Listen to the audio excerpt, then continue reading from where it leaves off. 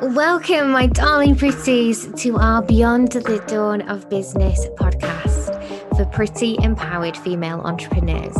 It's time to step into your power, pretties. Lift each other, support the squad, and choose a life filled with the autonomy and freedom to live your dreams.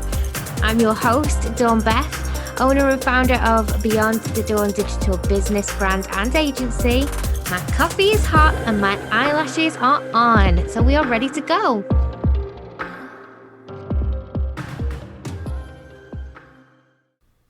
Hi pretties, welcome to this episode.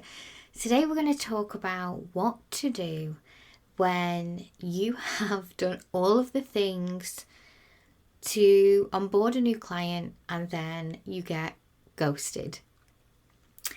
So, you have promoted your service, you've spoken to somebody about your service, whether that be through email or social media messenger or in person, now that people are allowed to get together in person again, and you've gone through that whole stage of this is what I can offer. This is what you need. I know I can help you. We're a good fit and everything is right and everything is working well. And the other person says, yes, this is fantastic. This is exactly what I need. And put the paperwork together. So you go and you put the paperwork together and you make a proposal, an invoice, possibly a contract, and you send it all over to them thinking this is fabulous. You're already looking at your diary, making sure that everything is right in terms of what you can deliver, and you're happy as Larry, and you get nothing. And you go days and then weeks with nothing. So this question is something I get asked all of the time, quite often during a one-to-one situation, because nobody wants to openly admit that they've been ghosted. And I'm here to tell you that even at this point now, when we very rarely onboard new clients because we are often booked up, we still do get ghosted. We do. It happens to us all the time. And I don't know one successful entrepreneur that I've worked with that it hasn't happened to. It's happened to all of us at some stage. So the first thing I want you to know is that it's totally normal, it's totally natural. It's not necessarily anything that you did wrong. In fact, I would put money on it not being something that you did wrong if you've gotten to that stage in the conversation and everything has felt right and the other person is saying yes, yes, yes. And you're just so ready for it all to go ahead and you're excited for the project and it's brilliant, and then radio silence. You've got to think about what it's like to be the other side of that conversation, okay? If you're the type of person who struggles to say no, then it may never have been right. The person on the other side may have been appeasing you. They may have been trying to make you feel good. They may have just wanted to get off the call. And I do not suggest pushy sales techniques. Everybody who knows me, even the slightest bit, knows that. It should always be an invitation. It should never be a trickery. And it should never be a forced situation. But even if you're not the type of person that uses those horrible sales techniques, then you're still going to get people who in themselves don't have the confidence to ask the questions that they want to ask, or in order for everything to happen the right way, for them to be able to say, actually, no, this isn't working for me. And you cannot, under any circumstances, take that to heart. You have to know that actually it's a situation where you have very little control in what somebody else is going to do and how they're going to behave. So don't take it on board as a personal thing. Don't worry about it. Detach yourself from the outcome, from the offset, and you'll find that it is a lot easier for you to get through it. You have to recognise first that it's going to happen. And depending on how many clients you can take on, depending on how many leads you have, how many discovery calls you have, and how many people, that you're going to see that are going to be the right fit, that are going to be your ideal client that you actually want to work with, you're going to find yourself in a position where it's a bit of a numbers game. And in order for you to get the right clients, you're going to have some other people drop off. That's not a bad thing. It's actually a really good indication that everything you did up till the point of the sales call, and possibly even on the sales or discovery call, was right. You can take that data as valuable data, that somebody knew that you were the right person to speak to about that particular niche, that somebody felt comfortable and you were accessible enough for them to book a discovery or sales call with you. You'd promoted the service well enough for people to have had that communication and understand what it is that you actually do. These are all really, really big wins. So you need to look at that and you need to think, right, okay, well that works, that's working, that works, that's cool. I had a great session with somebody, I had a great opportunity to talk to somebody, and now we're in this place.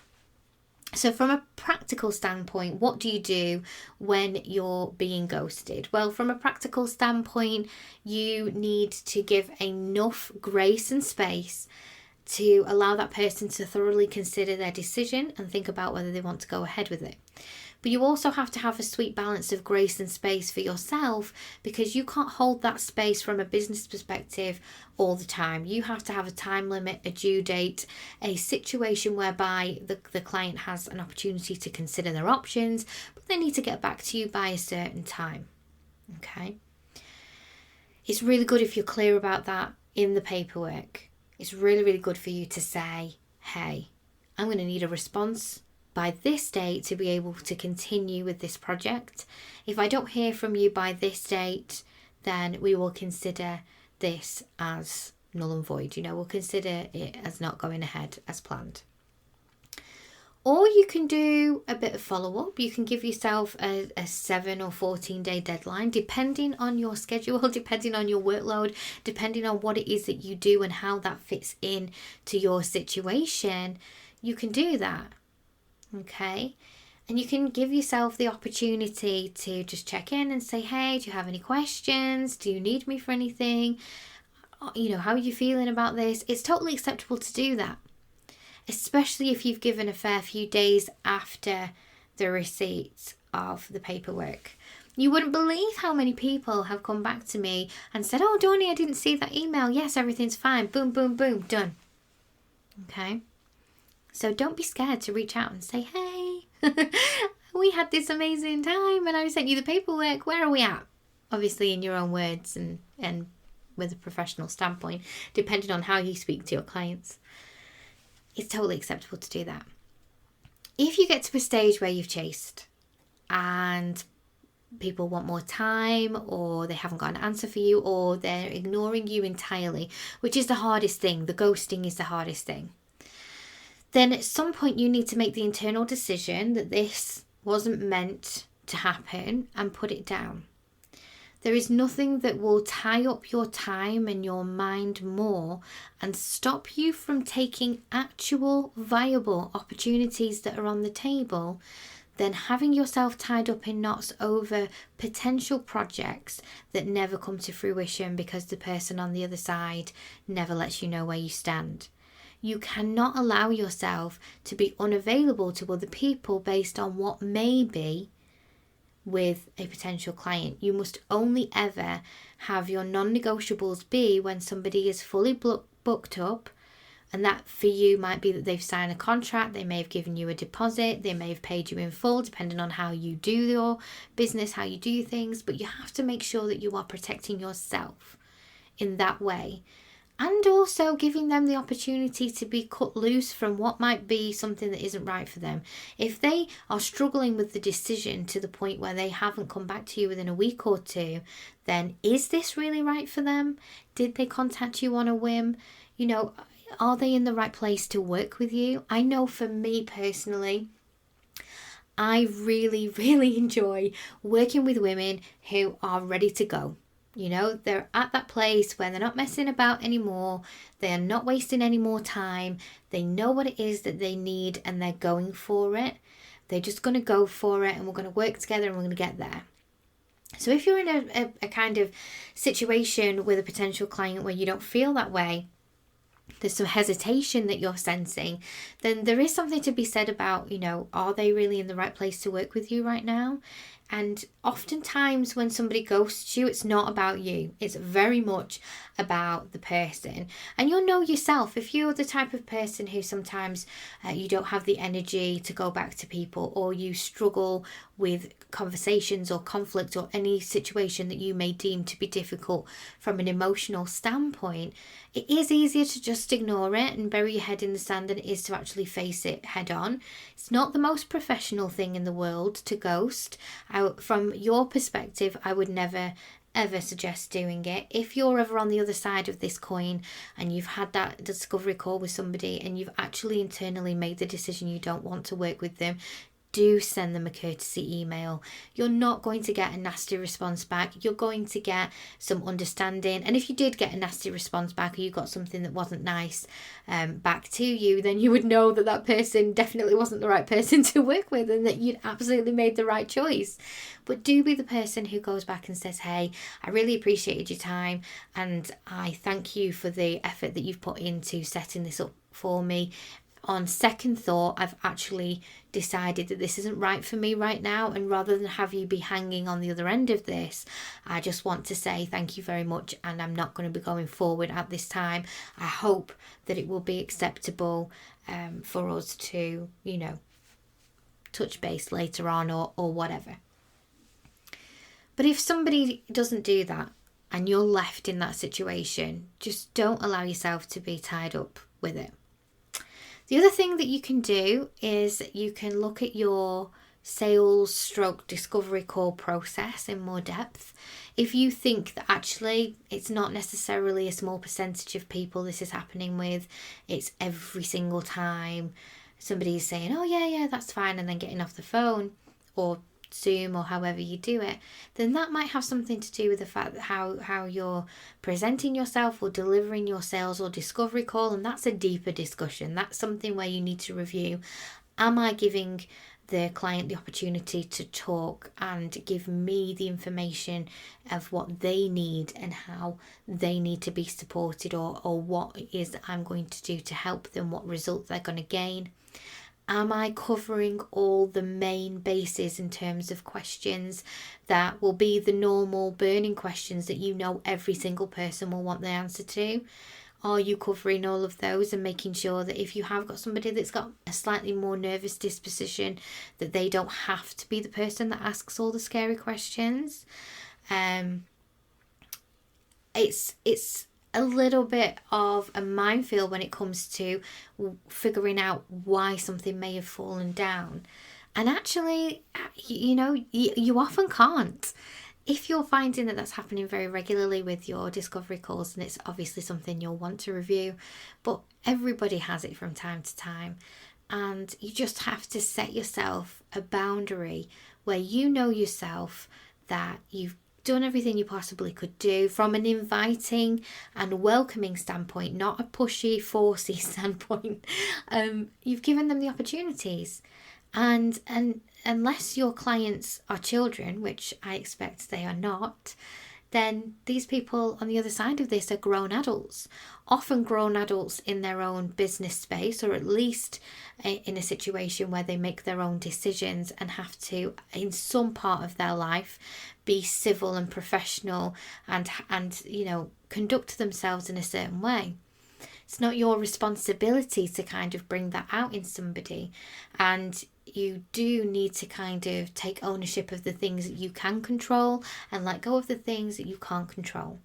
But the main thing that I want to leave you with this burning question about this situation is that oftentimes we can feel a bit annoyed that we have had our time wasted. And that's how it can feel. What you need to do with that is you need to kind of consider, has your time been wasted? Did you actually make a really quality relationship with that person? Is it just not the right time for them? Have they truly wasted your time, or have they explored an option for them that may not be right now, but could be right for them in 6, 12 months time, 2 years time? Because if you've had that great connection with somebody and the timing just isn't right, there is nothing to say that they won't come back to you when the timing is. And quite often, it's not necessarily a wasted moment. A lot of the time, it can be something that is a seed sown for later on. Now, what I will say is there are some keen markers you can look for in a person who is just here for the free hors d'oeuvres. And that is when the questions on a discovery call or sales call are specific questions about their situation that they want you to answer as though you were already supporting them in some way. Those questions are not for sales calls or discovery calls. Those solutions come when somebody works with you. So if you know that sales call and somebody was just getting you on the call to pick your brain, then that's not cool, and you know that actually it's very unlikely that person's actually going to work with you. They're trying to do everything for free. And I love that saying, and I've put it on my own social media a lot, that if you could be like, if you could make use of all the free advice that is out there without investing in yourself, you would already be a millionaire. Because that's what people do first. They go and they consume everything they can for free, because everybody is giving free resources and value, which is a beautiful practice, and I strongly recommend it to everybody. But you that can only take you so far. You have to get to the stage where you're willing to invest. And if that person on the other end of the call isn't in that place, there's nothing you can do about that other than be accessible and available should you want to work with them when they do get to that place where they're happy to do that. And if you get the vibe that actually this person is just here to pick my brain and get all the freebies and try to tap into my good nature, to abuse that kind of good nature and those resources, and tap into an area that should be a deeper offering or a paid for offering within your services, then you just know to make a note of those people and do not engage. Just do not allow yourself to be bogged down by those types of meetings and the things that tie you up and stop you from making money and building your business and enjoying your work, because you can allow yourself sometimes to be tied up in knots for supporting people that actually are never going to work with you. It's a very different scenario to giving value to your audience and giving value to your people, because what you're actually doing is you're supporting so many people by giving value-based content and things like that, but you're not actually being stopped from running your business. You're not actually being stopped from earning money. And 9 times out of 10, if you was to address that with somebody, which you would never do, but if we were going to look at this from a wider perspective, if you were to address this and say, actually, Sally, every time you contact me for a discovery call and I spend an hour on the phone with you where you ask me questions that are slightly inappropriate for a discovery call scenario, you're actually stopping me from having a paid call with somebody, and me making an income is how I put food on the table for my family, then that's a different vibe. That's a different scenario. All of a sudden that makes sense to people. That's not something you would ever say. It's not something that you want to get into, but from a theoretical thought process of this situation, for you want to really consider how much of my time is tied up in prospects that actually do not serve me at all. And if they don't serve everybody involved, if it's not a win-win, then, it's an all-round lose. So it's definitely something to consider. Don't sweat it. Don't let it upset you. Know that it happens to everybody. Even the most successful peers that you are following right now, people who are in their 7-8 figure business arena, they will have somebody contacting their sales team, albeit it probably won't be them actually being the sales team anymore, but there'll be somebody on their sales team that's taking that time, that's putting the work in and isn't getting the desired result on the other end of that. And there is some parts of this that can be considered just a bit of a numbers game.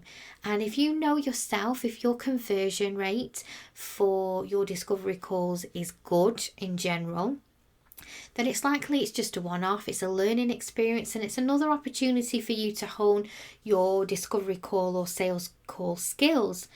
Just consider it a little bit of better training. Stick it in your back pocket as an asset, dust it off and carry on, because as long as you keep yourself within your own integrity and within your own boundaries, you really cannot do wrong. And don't be scared to dump the deal if nothing is coming back, you're hearing nothing. You don't have to wait 6 months. In fact, do not wait 6 months. Do not put things on ice for people like that. Just get rid, clear the deck and carry on. Okay, I hope that has been helpful. I know that it happens to so many of you. I get asked that all of the time. We are accepting lots of questions from people for the podcast at the moment. So if you're not already in Social Pretties, our free Facebook group, please do come and join us and let us know what your burning questions are, and I will be happy to help. Until next time, pretties. If you're loving our Pretty podcast, come on over to Social Pretties, our online safe house and sisterhood community. It's a safe space where female entrepreneurs connect and thrive in a warm, welcoming fold of pretty amazing women. You'll find an easy redirect in the description, and I can't wait to see you in there. And depending on where you're listening right now, we would love it if you would click subscribe or follow so that you can be the first to know when our new podcasts come out.